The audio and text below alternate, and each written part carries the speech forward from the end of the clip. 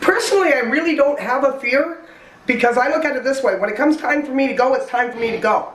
And I mean leave this planet. But I will not back down from anybody. I've never backed down in my entire life, and I was raised that way by my mother. You stand up for what you believe in. And I, for the first year and a half that I lived here, did not bother anybody. Nobody even really knew who I was until I started hearing people threatening, verbally assaulting tenants because they wouldn't let them into the building, because they didn't have a cigarette, because they didn't have any change, because they didn't have a bus token, because they wouldn't give them any food. And I can't stand by and watch it happen to other people. And then I look at these seniors and these disabled people being harassed, being intimidated, being scared, and I'm not going to stand by and watch it. And I have a big mouth, and I tend to be loud.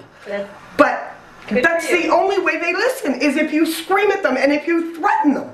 You have to threaten them with the media and lawyers before anybody calls you back. The problem even with flattening an organization is that unless there is a fundamental change in attitude at the top, where the people actually start to matter, where we actually do have a safe place to call, to telephone, to deal with our issues every day, to get a response, to feel and try to get back some semblance of peace of mind in this place, nothing was ever going to change. As many of these tenant consultation advisory committees that go nowhere, audits that don't get resolved, rules that don't get enforced, and poor behavior by many of the people here that don't really, they're told not to work with us and to stay in their lanes, that kind of issue.